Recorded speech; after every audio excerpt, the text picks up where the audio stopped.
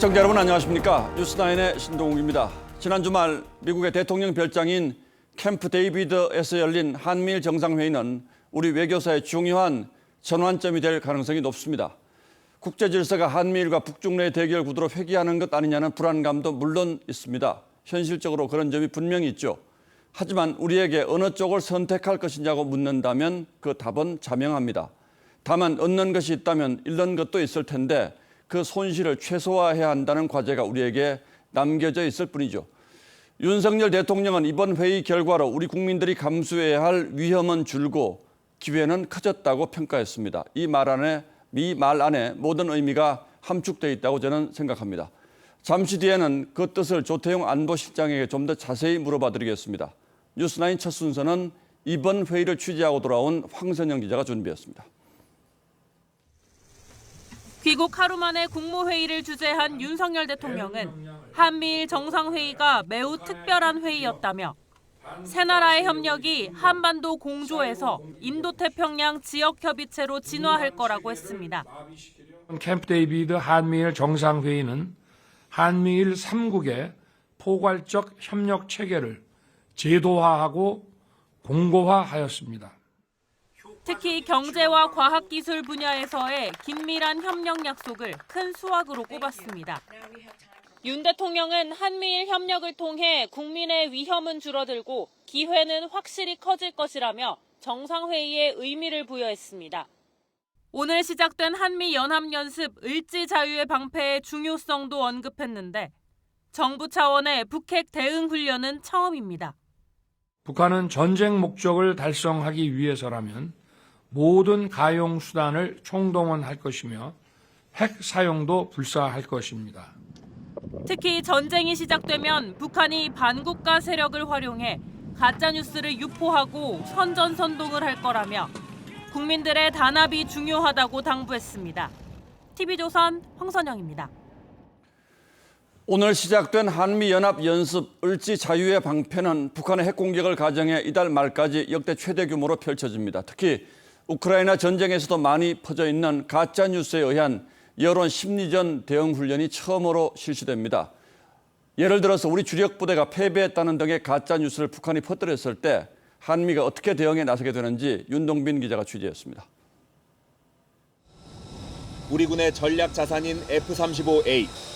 조종사가 준비가 끝났다는 신호로 엄지를 치켜 세우자 전투기가 빠르게 하늘로 이륙합니다. F-15K와 KF-16 등의 주력 전투기들도 무기를 갖추고 작전 지역에 합류합니다. 오늘 시작된 한미연합연습 을지자유의 방패 시작을 알리는 공군의 방어 제공 훈련입니다. 이 훈련은 전쟁 초기 북한이 전투기와 순항 미사일로 우리 군 공항을 공격하는 시나리오를 가정해 실시됩니다. 우리가 스턴으로 들어가서 VID 한 다음에 이번 한미연합훈련은 북한의 가짜뉴스 유포에 대응하는 시나리오를 처음으로 적용했습니다. 실제 전면전이 일어났을 때 한국 대통령과 군 지휘부가 외국으로 도주했다거나 한미 주력 부대가 괴멸했다는 식의 가짜뉴스 유포에 곧바로 대응하기 위해서입니다. 한미군 당국은 전시 지휘부인 남태령 벙커에 가짜뉴스 전담반을 신설하고 각 예하 부대와 실시간 모니터링을 하면서 반박 자료를 만들어 SNS 등 온라인에 신속하게 전파하게 됩니다. 북한은 그동안 열병식의 민간 화물기를 군용기로 속여 등장시키거나 국제사회 지원을 받기 위해 대동강 수해 사진을 조작하는 위장 선동수를 자주 활용해 왔습니다. TV조선 윤동빈입니다. 한미일 회의가 끝나자 북한도 가만히 있지는 않았습니다. 전략 순항 미사일 발사 훈련을 김정은 위원장이 직접 참관했다고 북한 언론이 보도했습니다. 훈련에 동원된 함정은 레이더 추적을 피할 수 있는 스텔스함과 비슷한 모양을 갖고 있었는데 우리 군은 모양만 비슷한 것 같다는 분석을 내놨습니다. 북한의 스텔스 기술 어디까지 와 있는지 이태영 기자가 취재했습니다. 북한 김정은 위원장이 지켜보는 가운데 함정 발사대 문이 열리고 미사일이 불꽃을 뿜으며 바다 위로 날아갑니다. 경애하는 김정은 동지께서는 이날 경비함 해병들의 전략 순항 미사일 발사 훈련을 참관하셨습니다. 조선중앙통신은 이번에 발사한 미사일이 전략 순항 미사일이라며 단 한 치의 오차도 없이 목표를 명중했다고 주장했습니다. 전략 순항 미사일은 핵탄두를 탑재하고 1000km 이상 날아가는데 북한 주장대로라면 바다 위에서 우리나라 전역이 핵 타격권에 들어간다는 겁니다. 전략을 우리가 통상 붙이는 개념은 1000km 이상 날아야 되고 육상 표적을 때려야 되고 핵무기가 실려 있어야 돼요. 미사일을 발사한 함정은 레이더를 피하는 스텔스함의 모습과 유사했는데 이 함정은 지난 3월과 7월 열병식 때 공개했던 함정과 같은 것으로 추정됩니다. 하지만 합참은 북한 미사일이 표적에 명중하지도 못했고 비행거리가 100에서 200km에 불과해 전략순항 미사일도 아니라고 분석했습니다. 또 미사일을 쏜 함정도 10년 전에 만든 것으로 북한은 아직 스텔스 기술을 갖고 있지 못한 것으로 안다고 설명했습니다. TV조선 이태영입니다. 예, 이런 가운데 일본의 후쿠시마 오염 처리수 방류도 임박한 것 같습니다. 기시다 총리가 어민단체들을 만나서 방류의 불가피성을 설명하고 이해를 구하는 등 직접적인 현장 일정에 들어갔습니다. 우리 정부는 일본의 방류가 시작되는 즉시 공해상에서 바닷물을 채취해 철저히 검증할 것이라고 밝혔습니다. 보도에 장윤정 기자입니다. 기시다 후미오 일본 총리가 일본 전국어업협동조합 연합회장을 만나 직접 설득에 나섰습니다. 漁業者の皆様が安心してなりわいを継続できるよう必要な対策を取り続けること。 어민들은 방류 반대 의사를 다시 한번 밝혔습니다. 漁業者、国民の理解を得られないＩH処理水の海洋放出に反対であるということはいささかも変わりはありません。 기시다 총리는 내일 관계 강료 회의를 열고 오염수 방류 시기를 결정할 예정입니다. NHK는 오는 24일 이후 가능한 빨리 방류를 시작하는 방향으로 최종 조율하고 있다고 보도했습니다. 외교 당국 간에 여러 가지 지금 긴밀한 소통이 이루어지고 있다. 정보 공유라든지 이런 필요성에 대해서 누차 일측에 얘기를 한 바 있고. 우리 정부는 일본이 오염수 방류를 시작하면 해류가 진나는 일본 공해상에서 오염수 시료를 직접 채취해 분석할 방침입니다. 일본 근접 공해상에 8개 지점에서 매월 조사를 실시할 계획임을 알려드립니다. 또 수입 수산물 모니터링을 강화하고 내년까지 수산물 할인 지원에 나섭니다. TV조선 장윤정입니다. 예, 앞서 말씀드린 것처럼 조태영 국가안보실장이 지금 스튜디오에 직접 나와 계십니다. 자세히 물어봐드리겠습니다. 자, 어서 오십시오. 예, 안녕하십니까. 고생 많으셨죠?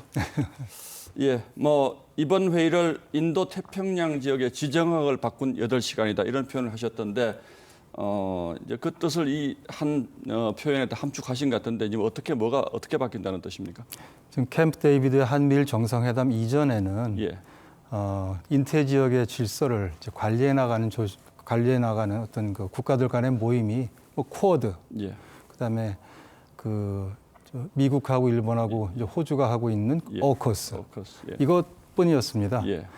캠프 데이비드 정상회담이 끝나고 나니까 이제는 한미일 협의체가 정말 인태 지역의 핵심적인 주도적인 그런 국가들 간의 모임으로 포괄적인 협의체로 등장하게 됐죠. 또 캠프 데이비드 정상회담 전에 한국은 인태 지역의 질서를 이끌고 나가는 그런 틀에서 변방에 있었고 그 회담 후에는 그 인태 지역의 중심에 우뚝 섰다 이렇게 표현하고 싶습니다. 미국은 예전부터 이렇게 하고 싶었던 생각이 컸던 것 같은데 아무래도 윤석열 대통령이 한일 관계를 푼 것 이게 가장 결정적인 계기가 되지 않았을까요? 어떻게 보십니까? 그렇게들 보고 있는 것 같습니다. 예. 우리 대통령 그 부분에 대한 어떤 평가가 있었습니까? 평가가 많이 있었습니다. 예. 네, 그래서 한일 관계가 이제 협력 모드로 협력할 수 있는 기반이 되고 나니까 이제는 한미일 세 나라 정상이 모여서 같이 할 수 있는 협력 분야에 대해서 아주 건설적인 논의를 할 수 있는 아주 결정적인 사실 기반이 놓였다고 생각을 합니다. 예, 알겠습니다. 자, 이번 회의에서 이제 3가지 문건이 채택이 됐죠. 좀 추상적이긴 합니다. 정신, 원칙, 그리고 공약이라는 이름이 붙어 있는데 우리 실장님께서 보시기에 가장 핵심적인 건 뭐라고 보십니까?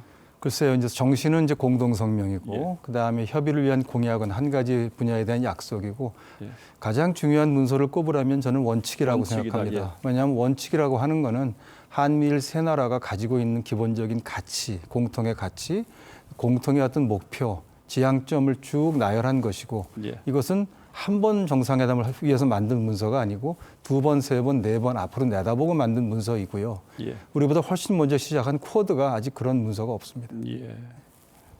저희가 보통 뭐 조약을 맺으면 이제 국회 비준 동의를 받아야 되고 그것이 이제 어떤 국가적 약속으로 효력을 받는데 이런 경우는 뭐 불가역적이다라는 표현도 쓰긴 합니다만 뭐 앞으로 정권이 바뀌면 깨질 수도 있는 건 아닙니까 그런데?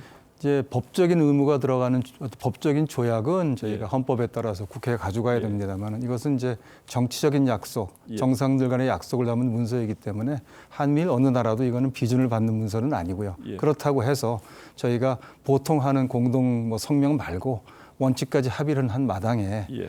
이 한미일 정상회의라고 하는 것이 한 번 하고 없어지겠느냐. 예. 제가 보기에는 계속해서 될 것이라고 생각을 하고요. 예. 또 바이든 대통령이 이거는 뭐 한 번, 2번이 아니라 예. 앞으로 영구히 지속할 수 있는 협의체를 우리가 오늘 만들었다고 선언도 했습니다. 예. 자, 그렇게만 본다면 외교적으로는 뭐 성과가 상당히 큰 것으로 이제 생각이 되는데 반면에 이렇게 이제 그 과거의 냉전 시대로 돌아가는 것 아니냐. 그리고 우리가 감수해야 할 위험도 만만치 않은 것 아니냐. 이런 비판도 있습니다. 그건 어떻게 보십니까? 정말 한국을 인태 지역의 중심에 세웠다는 점에서 그 성과가 정말 크다고 생각하고요. 예.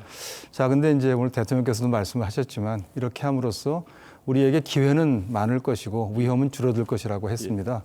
뭐 예를 들어서 예. 저희가 이제 공급망이 중요하지 않습니까? 공급망에 위험이 생기면 그 위험 신호를 감지하고 공동 대응을 모색할 수 있는 조기 경보망을 세 나라가 같이 만들기로 했습니다. 예. 그럼 서로 정보도 교환하고 문제가 생기면 도울 수 있고요. 예. 특히 이 금융 분야와 관련해서 예. 금융의 안정성을 이제 기하기로 약속을 하고 처음으로 한미일 재무장관 회의를 만들었습니다. 예. 지금 들으니까 우리 이제 금융계나 정말 우리 주식시장에서는 이 합의, 즉 연례 한미일 재무장관 회의 합의를 가장 중요하게 생각하고 예. 의미 있다고 생각한다고 합니다. 이런 것들은 다 국민들은 체감할 수 있는 혜택으로 뭐 돌아가는 예를 것이죠. 들어서 과거처럼 외환위기가 우리가 온다. 이럴 때면 이런 상황이 생기면 훨씬 더 수월하게 도움을 받을 수가 훨씬 있는 더 겁니까? 수월하고 훨씬 더 우리가 마음 든든하게 예. 우리를 이제 지켜줄 수 있고 도와줄 수 있는 메커니즘이 하나 생긴 것이죠. 예. 이제 저희 국민 입장에서는 안보 문제가 아무래도 이렇게 해서 우리가 얻는 것이 더 클 것인가, 오히려 중국이나 러시아, 북한의 어떤 위협이 더 커지지 않을까 이런 걱정들을 하시는 분도 있는 것 같은데 준 군사 동맹 이런 표현 씁니까 지금? 맞습니다. 사실은 이제 예. 한미일 세 나라 정부 간에는 뭐 예. 동맹의 동자도 사실 나온 적이 없고요. 없고요. 예. 이 포괄적인 안보 경제 협의체를 만들었다라고 하는 것이 예. 정확한 이제 표현일 것이고 예. 그리고 이 안보 이제 협력도 강화가 될 것입니다. 예. 예를 들면은 그동안에 북한을 대상으로 해서 하던 우리 훈련들이 있습니다. 무슨 미사일 방어 훈련이라든지 뭐 잠수함 훈련이라든지 이런 훈련들이 이제는 한번 하고 말고 하는 훈련이 아니라 1년 동안에 어떻게 훈련을 할지 계획을 세우게 돼 있고 그걸 단연간 계획을 합의하도록 되어 있기 때문에 이제는 좀 더 체계적으로 북한에 대한 우리의 억지력이 올라가게 될 것입니다. 그런 것들은 굉장히 의미가 있다고 생각을 합니다. 예를 들어서 뭐 핵 문제 같은 데 있어서 우리 한국의 지위를 일본처럼 좀 우리도 격상시켜 달라 이런 요구할 수 있을까요 앞으로?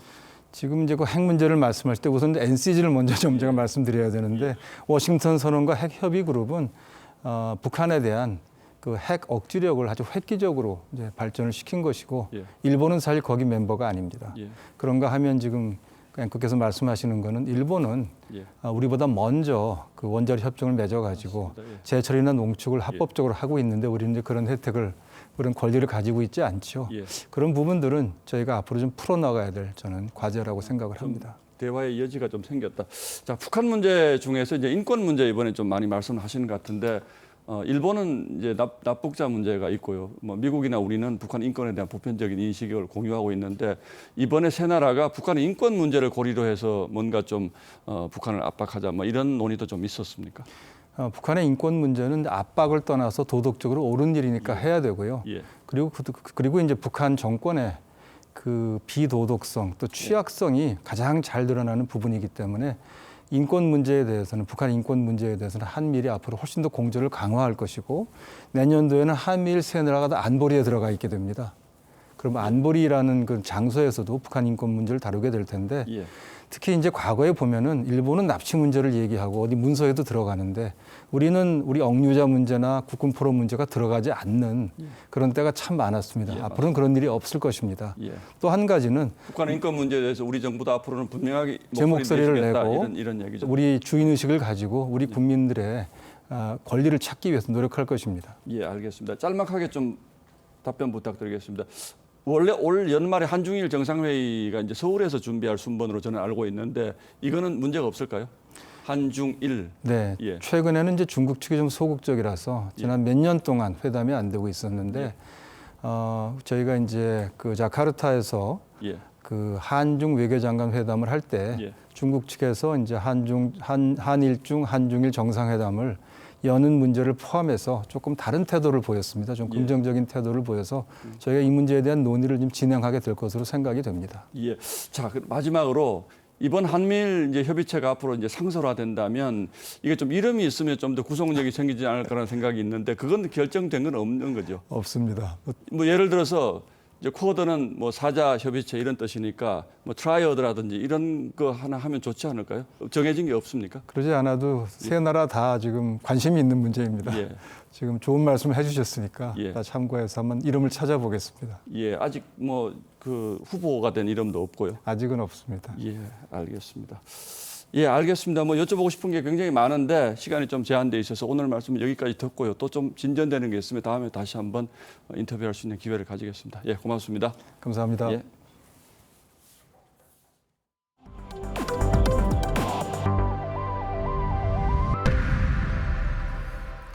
윤석열 대통령이 이러면 내일 산업부 장관을 교체하는 원포인트 개각을 단행합니다. 후임 산업부 장관엔 박문규 국무조정실장이 발탁되고 국무조정실장엔 방기선 기획재정부 1차장 기용이 유력한 것으로 알려졌습니다. 인사의 폭이 크진 않지만 나름대로 의미가 있습니다. 이번 인사의 폭과 의미에 대해서는 대통령실을 출입하는 김정우 기자가 취재했습니다. 산업통상자원부는 지난 6월 말 개각 대상에 포함됐지만 통일부 장관 인선만 발표되면서 미루어졌습니다. 당시 후임으로 박문규 국무조정실장이 사실상 내정됐지만 정부 부처들의 이른바 국립대 사무국장 자리 나눠먹기 불똥이 국무조정실까지 번지면서 중단됐습니다. 윤석열 대통령은 미뤄뒀던 산업부 장관 인선을 내일 단행할 것으로 알려졌습니다. 산업부 장관엔 박문규 국무조정실장이, 방 실장 자리엔 방기선 기획재정부 1차관이 유력 검토되는 것으로 전해졌습니다. 여권 고위 관계자는 탈원전 정책 폐기와 같은 주요 과제에 적극적이지 못했던 산업부 인선을 더 미루기 어려웠을 거라며 큰 외교 일정이 마무리된 만큼 내부 다지기에 집중할 거라고 전했습니다. 탈원전, 이념적 환경 정책에 매몰돼서 새로운 국정기조에 맞추지 않고 애매한 스탠스를 취한다면 과감하게 인사 조치를 하라. 일부 차관급 인사도 함께 발표될 예정인데 잼버리 부실 준비 논란을 빚은 김현숙 여성가족부 장관은 감사원 감사 결과가 나온 뒤 교체 여부도 결정될 전망입니다. TV조선 김조호입니다. 국회에선 검찰이 이재명 대표에 대해서 다시 영장을 청구해 올 경우에 어떻게 대응할 것인가 여야의 셈법이 복잡하게 돌아가고 있습니다. 그 시기는 이달 말이 유력하고 내용은 쌍방울 대북 송금 의혹과 백현동 개발 의혹을 묶어서 영장이 청구될 거란 전망이 많습니다. 관련해서 민주당 친명계에선 체포동의안의 표결을 거부하자는 주장이 나왔습니다. 그렇게 되면 스스로 걸어나가서 심사받겠다는 이 대표의 말과는 앞뒤가 좀 맞지가 않죠. 이 주장에는 어떤 정치적 함의가 있는지 장세희 기자가 취재했습니다. 투표 시작하면 민주당 의원들은 일제히 빠져나오면 되는 겁니다. 친명계 일각의 체포동의안 표결 거부 주장에 대해 한동훈 법무장관은 서로 특권을 포기 못하게 감시하겠다는 것이라고 비판했습니다. 민주당이 저러는 건 부끄러움을 모르는 거라고 생각합니다. 지금까지 4번 했던 방탄보다 더 저질 방탄입니다. 검찰 수사가 국가폭력이라는 이재명 대표 주장에 대해서도 이 대표 관련 수사 과정에서 숨진 주변 인사들의 사례를 거론하며 반박했습니다. 신경전은 법사위 현안 질의 때도 이어졌습니다. 민주당 최강욱 의원이 검찰 업무 추진비에 대해 묻는 과정에서 한 장관의 답변 태도를 문제 삼은 겁니다. 깐죽거리지 마세요. 그러니까 자꾸 반말 듣는 거예요. 위원장님, 저는 이거는 항의를 드릴 수밖에 이거 봅시다. 없습니다. 결제 사과 안 하면 금액을 제가 답변하지 않겠습니다. 야당은 이재명 대표에 대한 체포동의안 표결을 하지 않도록 8월 임시회 종료일을 이번 주까지로 단축하자는 입장이지만 여당의 반대로 회기를 확정하지 못하고 있습니다. TV조선 장세희입니다. 쌍방울 대북 송금 재판에서는 이화영 전 부지사와 부인 그리고 변호인들의 이해하기 어려운 의견 충돌이 화제가 된 바 있습니다. 그러더니 이 전 부지사의 편을 들면서 부인과는 갈등을 빚어온 변호인이 결국 사임했습니다. 검찰은 이 과정에 사법 방해는 없었는지 정황을 파악하고 있습니다. 권영석 기자가 보도합니다. 이화영 전 부지사를 변호해왔던 법무법인 해광 측이 법원에 사임계를 냈습니다. 이 전 부지사의 부인이 비난을 멈추지 않아 정상적인 변론이 어렵다는 게 이유입니다. 이 씨 부인은 지난달 남편이 이재명 대표에게 대북 송금을 보고하지도 않았는데 해광 측이 이를 인정했다며 변호인 해임을 시도했습니다. 하지만 이 씨가 반대하며 재판이 한 달 넘게 미뤄졌습니다. 법정 진술하는 걸 막으려고 부하 입막으려는 거는 마피아 영화에서나 나오는 극단적인 증거인멸 시도이고 사법 방해입니다. 변호인 사임으로 당장 재판 파행이 불가피해 보입니다. 검찰은 이 씨 진술을 이미 확보해 이재명 대표를 뇌물 혐의로 소환 조사하는 건 문제가 없다는 입장입니다. 특히 친명계 박찬대 의원과 이 씨 부인의 통화를 주선한 이 씨 최측근을 압수수색했습니다. 우선 정치자금법 위반 혐의가 적용됐지만 증거인멸 수사로 이어질 가능성도 큽니다. 앞서 이 씨 재판 자료를 이재명 대표 측에 유출한 혐의로 민주당 소속 현근택 변호사도 피의자 신분으로 조사했습니다. 검찰이 이 대표 구속영장을 청구하면 증거인멸 등 사법방해 정황이 구속사유로 포함될 가능성이 크다는 관측이 나옵니다. TV조선 권영석입니다. 이재명 대표 부인 김혜경 씨가 경기도 법인카드를 사용해 집안 살림을 해온 것 아니냐는 의혹으로 지난 대선 연구에 떠들썩한 바 있죠.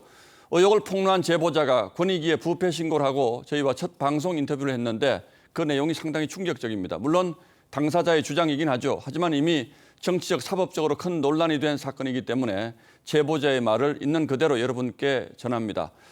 이 대표 측은 철저한 수사를 거친 사안이라고 했는데 앞으로 추가 반론이 있다면 추후 보도로 이어가도록 하겠습니다. 최지원 기자의 단독 보도입니다. 전직 경기도청 7급 공무원 A씨가 직접 세탁했다는 이불덤입니다. 공무원 배모 씨가 이재명 대표의 순회동 자택 이불이라며 빨아오라고 지시했다는 겁니다. 배 씨는 이 대표 부인 김혜경 씨의 수행비서 역할을 했습니다. 이재명 지사 집에 있는 이불 빨래도 했던 적이 있습니다. 배가 가지고 와서 공간 세탁기에서 돌려가지고 그거를 봉지에 넣어서 어디다 갖다 놔라.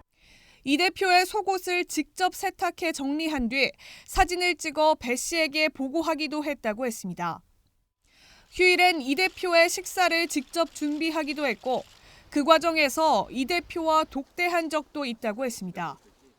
제가 인기척을 내니까 중간에 나와가지고 저랑 얘기를 나눴습니다. 어느 부서로 배치됐느냐 비서실로 들어갔다고 얘기했습니다. 제가. A씨는 또 이 대표가 자택에서 먹는 아침 식사나 제수용품, 집안 집기류 등도 모두 법인카드로 구입했던 거라고 했습니다. 이 대표 역시 부인 김 씨의 법인카드 유용을 알고 있었을 거라며 이 대표를 권익위원회에 부패 행위 등으로 신고했습니다. 계속 거짓말하는 걸 보고 무기력하게 느꼈습니다. 제가 인간적으로 사과를 해줬으면 좋겠습니다. 이 대표 측은 철저한 경찰 수사를 거친 사건이라며 이 대표가 연루된 문제였다면 경찰이 밝혀냈을 것이라고 반박했습니다. TV조선 최지원입니다. 계속되는 흉악범죄에 외출이 무서울 지경이라는 분들 주변에 적지 않은데요. 신림역 인근에서 흉기를 들고 배회하던 20대 남성이 체포됐습니다. 지난달 무차별 흉기 난동이 벌어진 곳에서 100m 거리였는데 인근 주민들은 며칠 전 등산로 성폭행 살인에 이어 또다시 이런 일이 벌어지자 불안을 감추지 못했습니다. 임서인 기자입니다. 반팔티에 긴 바지를 입은 남성이 흉기를 들고 걸어갑니다. 이를 지켜보던 택배기사가 바로 오토바이를 타고 쫓아 골목길로 들어갑니다. 일요일 낮 2시쯤 서울 신림역 사거리 인근에서 흉기를 들고 다니던 20대 남성 A씨가 택배기사 신고로 경찰에 붙잡혔습니다. A씨가 흉기를 들고 활보한 곳은 지난달 21일 조선이 무차별로 흉기를 휘두른 곳과 직선거리로 불과 100여 미터 떨어진 곳이었습니다. A씨는 흉기를 휘두르거나 행인을 위협하진 않았습니다. 안에 들어있잖아요. 플라스틱 케이스 안에 위압수 뜯으면서 넣고. 주민들은 놀란 가슴을 쓸어내렸습니다. 한 달 전에도 그런 일이 있었는데 또 어제 이런 일이 있었다라는 거는 너무나 놀랍고 당황스럽습니다. 경찰 조사에서 A씨는 신림동이 무서워 방어 차원에서 흉기를 가지고 다녔다고 주장했습니다. 경찰은 A씨가 정신질환이 있었다는 사실을 확인하고 가족에게 보내 입원 여부를 판단할 방침입니다. TV조선 임서인입니다. 묻지마 범죄 뒤 인터넷에 살인 예고글도 우후죽순 올라와 시민 불안을 키우는데요. 한 달 동안 430여 건이 적발됐을 정도입니다. 상당수는 허세이긴 합니다만 급기야 경찰 직원 계정으로 살인 예고글이 올라와서 경찰이 추적에 나섰습니다. 조유진 기자입니다. 경찰이 서울 지하철 강남역 사무실로 다급하게 뛰어갑니다. 경찰이 강남역에 기동대 3개 팀과 형사 1팀 등을 급파해 경비를 강화했습니다. 직장인 온라인 게시판에 오늘 저녁 강남역 1번 출구에서 흉기를 휘두르겠다는 살인 예고글이 올라왔기 때문입니다. 이 게시판은 직장 인증을 받아야 글을 올릴 수 있는데 해당 글은 경찰 직원 계정으로 표시돼 있었습니다. 게시물은 곧 삭제됐지만 경찰은 수사에 착수하고 순찰도 강화했습니다. 이렇게 지하철 보안관들은 방검복과 방검장갑, 가스 분사기들을 갖춰 2인 1조로 지하철 객실 내부를 집중 순찰하고 나섰습니다. 근데 일단 뭐 사안이 중요하다고 생각해서요. 경찰이 직접 어쨌든 수사하고. 최근 한 달간 범죄 예고는 적발 431건을 검거 192명에 달할 정도로 끊이지 않는 상황. 집에 좀 많이 있고 이런 지하철역 같은 데 많이 안 다니고. 경찰이 2만여 명을 투입해 강력 대응에 나섰지만 시민 불안은 가시지 않습니다. TV조선 조유진입니다. 대전 은행강도 사건이 발생한 지 나흘째지만 경찰은 아직 용의자 신원도 특정하지 못하고 있습니다. 용의자가 복면을 쓰고 장갑을 낀 채 상당히 주도면밀한 도주를 이어가서 흔적을 찾지 못하고 있는 건데요. 용의자가 은행을 털기 전 오토바이를 절도하던 당시 모습이 추가로 공개됐습니다. 김다로 기자입니다. 우산을 쓴 남성이 오토바이 주변을 살핍니다. 오토바이 주인이 가게로 들어가자 긴 패딩을 입고 장갑까지 낀 남성이 오토바이를 타고 사라집니다. 지난 18일 대전의 한 신협에서 현금 3,900만 원을 빼앗아 달아난 남성이 범행 전날 오토바이를 훔치는 모습입니다. 한 75에서 80 정도 돼 보였고요. 덩치는 조금 있고 제가 알기로는 좀 걷는 거리가 좀 약간 옷자다리처럼 그렇게 좀 걷는 것처럼. 용의자는 신협에서 범행을 저지르기 전 오토바이 2대를 훔쳤습니다. 한 대는 범행 당시에 이용했고 또 다른 한 대는 범행에 이용할 오토바이를 훔치기 전까지 타고 다닌 것으로 파악됐습니다. 용의자는 또 범행 당시 사용했던 소화기까지 챙겨서 달아났습니다. 오토바이를 훔칠 때는 물론 은행 강도를 저지를 때에도 장갑을 껴 지문을 남기지 않았습니다. 경찰 관계자는 범행 전후로 오토바이와 택시 등 여러 교통수단을 이용했고 지문을 남기지 않으려 장갑을 낀 점 등을 볼 때 철저히 계획된 범죄라고 말했습니다. 범행에 이용된 오토바이가 대전 인근의 도시에서 발견되면서 경찰은 해당 지역 CCTV 추적을 통해 용의자의 뒤를 쫓고 있습니다. TV조선 김다로입니다. 일본 삿포로에서 인천으로 돌아올 예정이던 진에어 항공기가 기체 이상으로 21시간가량 출발이 지연됐습니다. 승객들은 이유도 모른 채 공항에서 밤샘 노숙을 해야 했습니다. 김연아 기자가 보도합니다. 승객들이 공항 바닥 곳곳에 은색 돗자리를 펼치고 자리를 잡습니다. 짐가방을 옆에 둔 채 주저앉아 물로 목을 축이거나 들어누운 채 휴대폰을 만지작거립니다.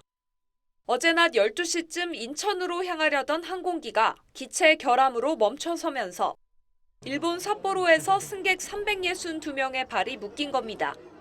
승객 182명은 어젯밤 11시 반쯤 대체항공편으로 돌아왔지만 나머지 승객은 기체가 정비될 때까지 하루를 더 기다렸습니다. 어제 오후 3시쯤 도착 예정이었던 항공기는 21시간 지연된 오늘 낮 12시쯤 인천에 착륙했습니다. 항공사 측이 안내한 출발 예정 시각이 계속 번복되고 5시간 정도 이제 수리하면 그때 갈 수 있다라고 말씀하셨는데 한 4시 정도 되니까 또 말씀이 바뀌시더라고요. 한국어가 능숙한 직원이 많지 않고 지연 이유도 제대로 고지되지 않자 어떤 사유에서 항공기가 못 뜬다 이런 걸 알아야 되는데 밤 10시 반이 돼서야 저희가 확실하게 그걸 알게 됐어요. 항의가 빗발치면서 현지 경찰이 출동하기도 했습니다. 귀국이 하루 지연된 승객들은 직장에 연차를 내야 했습니다. 8시 반이나 9시 반 다음 날에 출발한다고 그냥 연차 쓰겠다고 얘기해서. 진에어 측은 승객들 불편에 사과했고 위로금을 지급할 계획이라고 밝혔습니다. TV조선 김예나입니다. 지난해 말 손자를 태우고 운전하던 할머니의 차량이 급발진 의심 사고를 내서 초등학생 손자가 숨지는 일이 있었죠. 앞서 국가수는 차량 사고 기록 장치를 토대로 할머니가 가속 페달을 최대치로 밟은 것으로 분석했는데요. 오늘 재판부가 지정한 감정인이 내놓은 결과는 달랐습니다. 이승훈 기자가 설명드리겠습니다. 도로 중앙분리 화단을 들이받은 차량이 공중으로 솟구치고 그대로 지하 통로로 곤두박질칩니다. 이 사고로 운전을 하던 60대 할머니의 손자 12살 이도영 군이 숨졌습니다. 유족들은 차량 결함으로 급발진 사고가 났다며 지난 6월 제조사를 상대로 민사소송을 제기했습니다. 재판부는 차량 결함 여부를 확인하기 위해 차량 사고 기록 장치인 EDR과 음향장치 감정에 나섰는데 최근 EDR에 대한 일부 감정 결과가 나왔습니다. 국내 차량은 에어백이 터지기 직전 마지막 5초를 저장하는데 사고 차량 EDR 기록은 0초에서 110km, 5초 뒤엔 116km로 6km가 증가했습니다.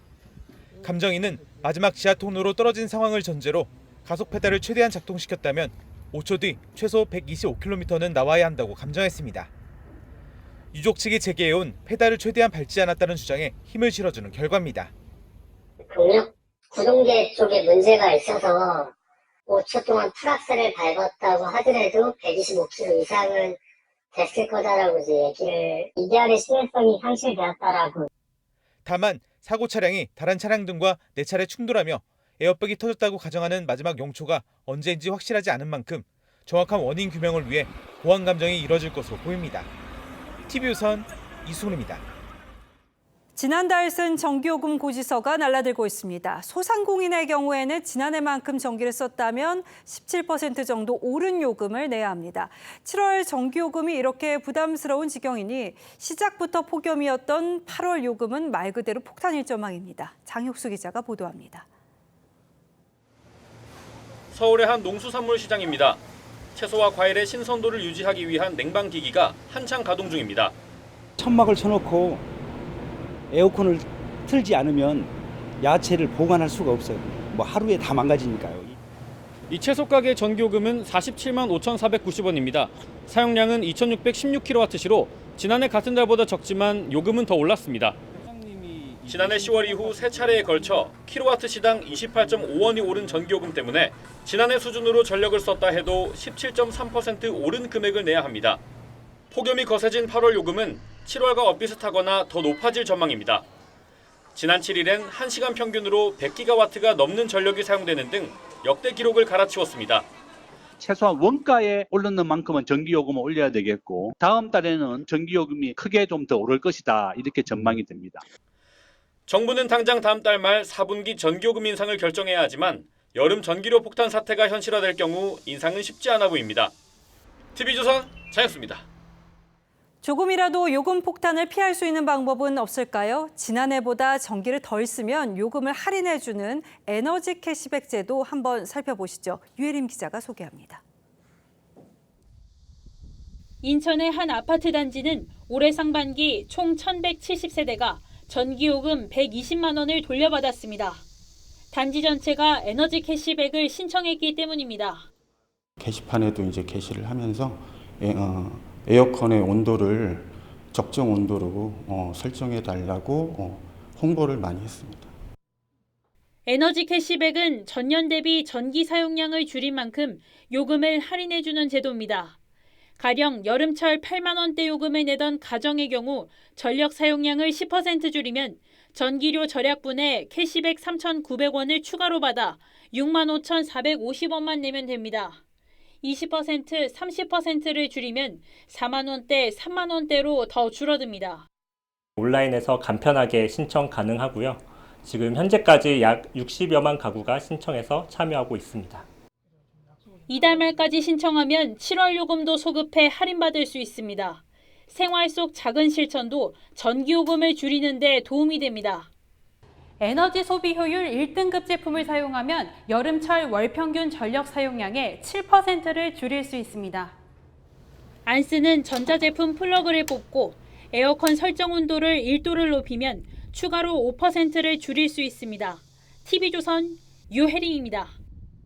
사교육 업체에 이른바 킬러 문항을 판매하는 등 영리행위를 했다고 교육부에 신고한 교사가 300명 가까이 나왔습니다. 이 중에는 5년 동안 5억여 원을 받은 교사도 있었습니다. 교육부는 엄중한 징계를 예고했습니다. 박재용 기자가 보도합니다. 사교육업체가 킬러 문항을 공모하면서 현직 교사도 참가할 수 있다고 대놓고 홍보합니다. 교육부가 2주 동안 자진 신고를 받아보니 사교육업체에서 돈을 받았다고 신고한 교사가 297명이었습니다. 경기도의 사립고등학교 수학교사 A씨는 모의고사 출제 대가로 5년간 4억 8,500만 원을, 서울의 고등학교 교사인 B씨와 C씨는 각각 3억 원 넘게 받았습니다. 5천만 원 이상을 받은 교사는 총 45명입니다. 188명은 겸직 허가도 받지 않았습니다. 교사는 공무원법상 겸직을 할 수 없고 허가를 받은 경우에도 너무 많은 돈을 받으면 청탁금지법 위반이 될 수 있습니다.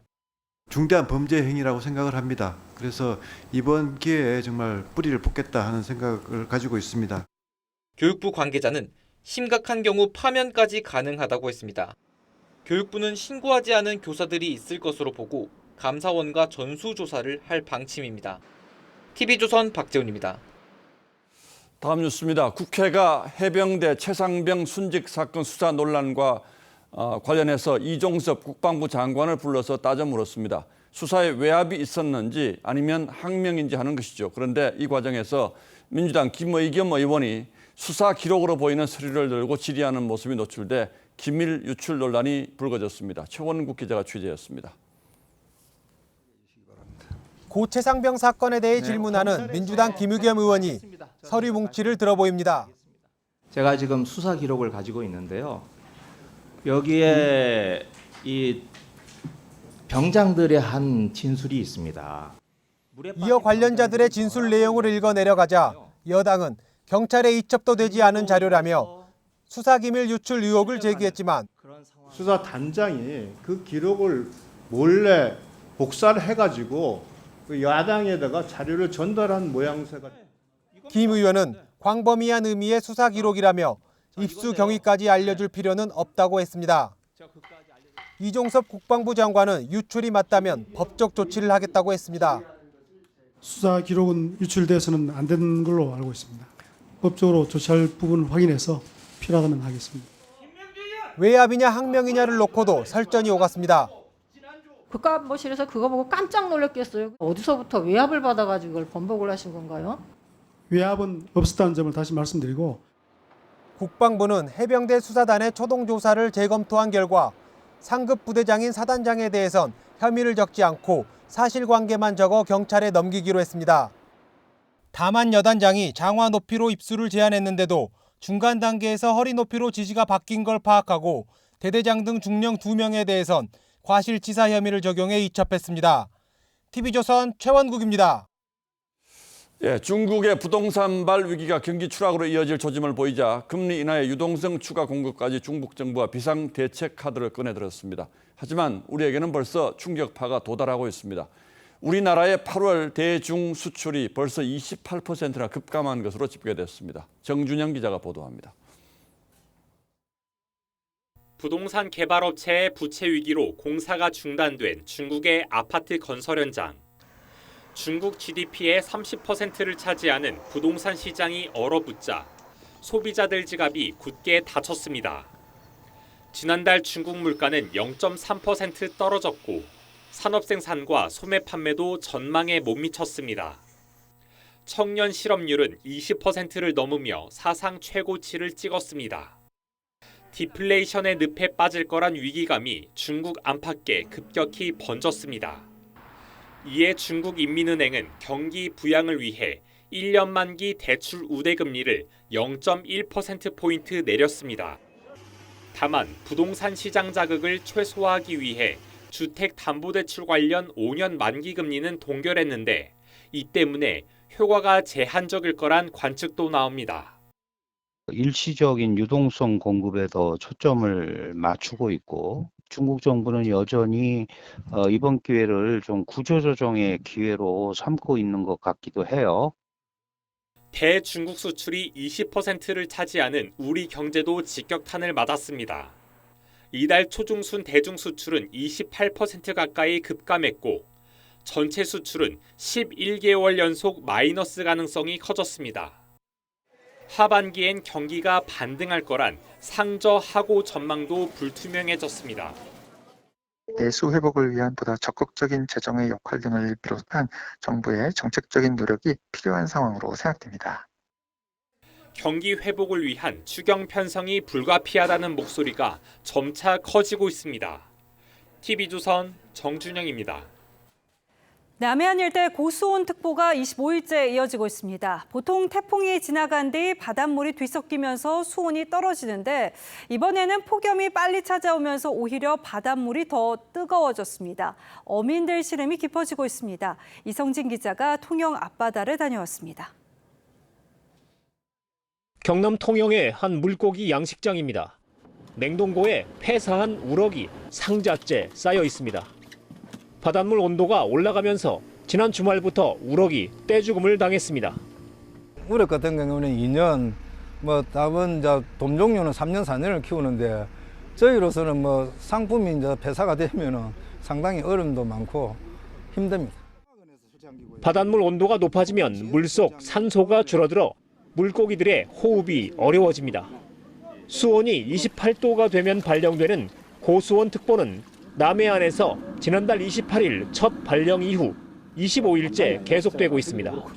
상대적으로 수온이 낮은 경남 남해안 통영의 경우 지난 7일 23.6도에서 태풍이 상륙한 10일 26.3도, 16일에는 27.5도까지 올랐습니다. 보통 태풍이 발생하면 표층과 저층 물이 섞이면서 수온이 떨어지지만 이번에는 그런 효과도 없었습니다. 태풍 카눈이 통과된 후에도 폭염이 다시 빠르게 시작되면서 고수온 현상이 지속되고 있습니다. 당국은 양식장 위에 차광막 설치, 먹이 급여 중단 등 비상 조치를 당부했지만 근본 대책이 없어 어민들 속은 타들어가고 있습니다. TV조선 이성진입니다. 우크라이나가 덴마크와 네덜란드로부터 전투기 F-16 지원을 약속받았습니다. 전쟁 장기화 속에 우크라이나는 게임 체인저가 되길 희망하는데 당장 실제 운용은 어렵다는 관측입니다. 황정민 기자입니다. 젤렌스키 대통령이 덴마크 총리와 나란히 전투기에 오릅니다. 우크라이나가 그토록 원하던 F-16입니다.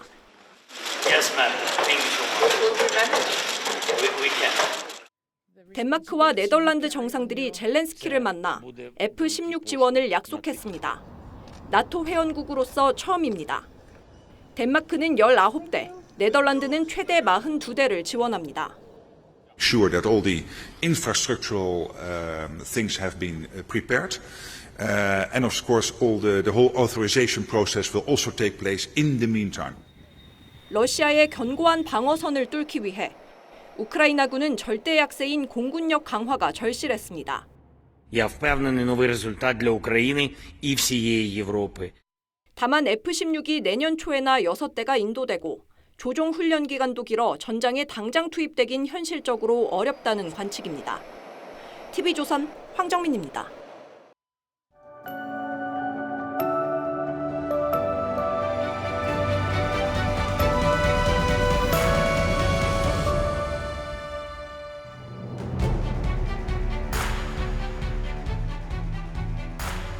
노무현 대통령이 당선되고 한 달이 채 안 됐을 때였습니다. 혹한이 몰아친 저녁, 노무현 당선인 척 고위 인사가 은밀히 미국 대사관절을 찾아 허바드 대사를 만났습니다. 그는 노 대통령 첫 방미 때 캠프 데이비드에서 회담하게 해달라고 요청했습니다. 허바드 대사는 약속은 못하지만 보고하겠다고 했고 결국 임기 내내 성사되지 않았습니다. 이 비화는 한미 FTA를 비롯한 노 전 대통령의 실용적 대미 외교를 일찌감치 함축하고 시사합니다. 아울러 캠프 데이비드가 지닌 상징적 의미의 무게를 말해줍니다. 이 미국 대통령의 별장은 세계 외교사의 굵직한 변곡점이 되어왔습니다. 루스벨트와 처칠이 놀망디 상륙작전을 세우고 아이젠하워가 후르쇼프를 초대해 긴장 완화, 대탕트를 논의했습니다. 그러면서도 세계 정상들이 넥타이를 풀고 흉금을 터놓는 곳이죠. 회의를 하다 말고 영국과 독일의 유럽 챔피언스 리그 결승전을 보며 이렇게 환호하고 생일 케이크를 나누며 축하합니다. 그래서 캠프 데이비드를 대통령이 인간으로 돌아가는 곳이라고 합니다. 전임 아이젠하워가 젊은 케네디와 나란히 오솔길을 걸으며 어깨를 두드려줬습니다. 쿠바 침공 작전에 실패한 케네디에게 아버지처럼 위로와 조언을 건넸죠. 오솔길을 함께 걷는 윤석열 대통령 어깨에 바이든 대통령이 손을 얹고서 이야기를 나눕니다. 자꾸한 윤 대통령 부친처럼 자신도 엄하면서도 자상한 아버지를 돋노라며 위로했다고 합니다. 오솔길엔 새 정상의 웃음소리가 나직하게 깔렸습니다. 한, 미일 세 나라 협력관계 새 장이 캠프 데이비드에서 열렸습니다. 새 정상은 삼국이 하나 될 때 더 강하다는 공동인식을 캠프 데이비드 원칙으로 천명했습니다. 공동이익과 안보 위협에 신속하게 대응한다는 캠프 데이비드 공약으로 안보와 경제, 첨단 기술 협력을 아우르는 준동맹체제를 구축했습니다. 인도태평양 최대 안보 공동체이자 세계 GDP의 3분의 1을 차지하는 경제 공동체의 탄생이죠. 깊어가는 신냉전 대결에서 자유민주주의라는 공동의 가치를 추구하는 삼각협의체의 출범입니다. 그럴수록 북중러와 이루는 대립구도는 더욱 뚜렷해졌습니다. 중국의 반발과 북한의 도발을 누그러뜨릴 수 있는 지혜가 그래서 더더욱 필요합니다. 정부 수립 75년 만에 맞이하는 국제관계 새 시대는 큰 기회이자 거센 도전일 겁니다. From this point on, not just this year, not next year, forever. 캠프 데이비드에 내려오는 협의와 중재, 합의의 전통을 캠프 데이비드 정신이라고 부릅니다. 격동하는 세계사에서 한국이 그 정신을 상징하는 또 하나의 주역으로 기록되기를 기대해 봅니다. 8월 21일 앵커의 시선은 캠프 데이비드의 기회와 도전이었습니다.